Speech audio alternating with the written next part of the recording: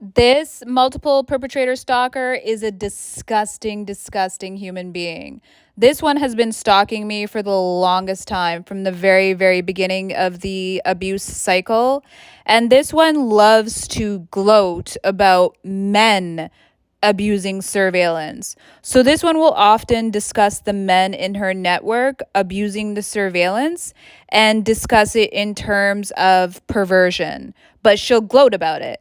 So she'll be like, there were 10 men gang raping you in the dream world last night. Like, who the hell talks about that, honey? Nobody even thinks about that or talks about that.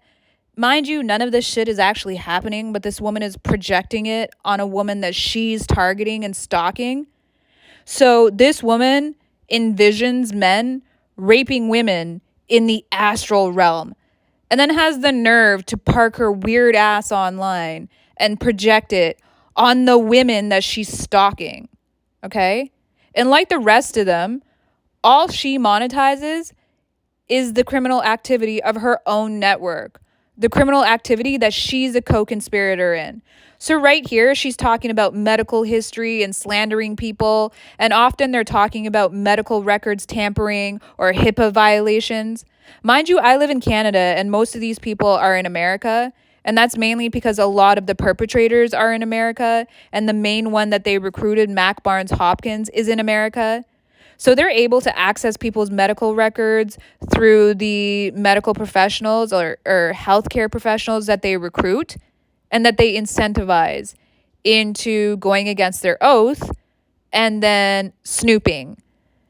And they will pay nurses for this, they will pay doctors for that, and they will incentivize or bribe them. Okay?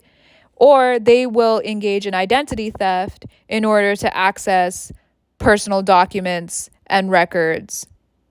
So this is what these multiple perpetrator stalkers are laundering and monetizing every time they talk about HIPAA violations or medical records tampering.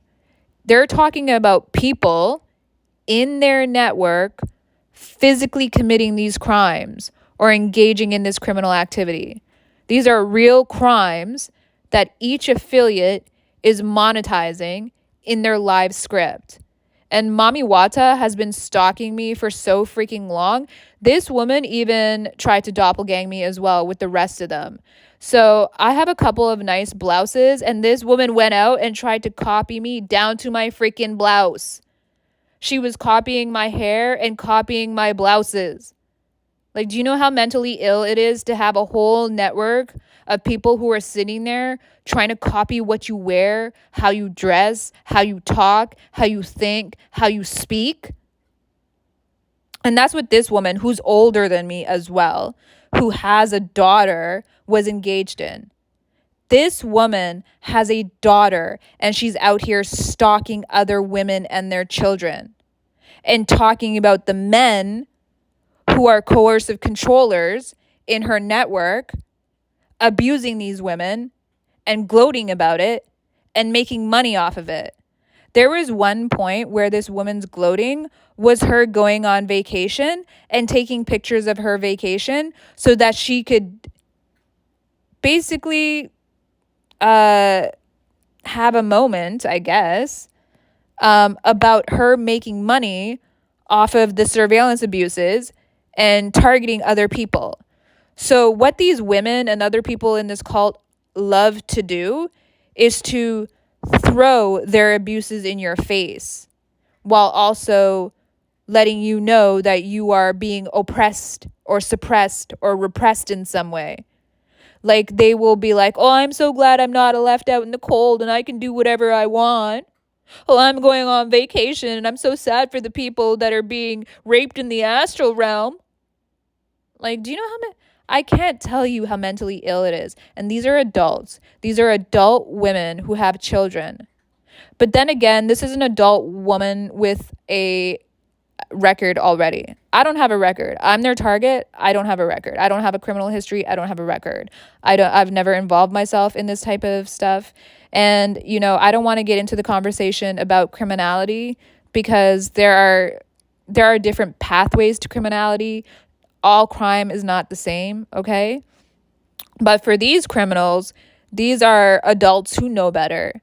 And they're just doing it so that they can make money, so that they can be on Instagram. These are like Instagram scammers. They engage in this type of fraud so that they can go show off on social media.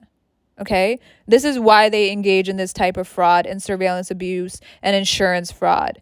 It's so that they can go on social media and pretend like they're keeping up with the Joneses, like they're rich and flashy and educated and superior, and they really do it just so they can stick their noses up in the air on social media.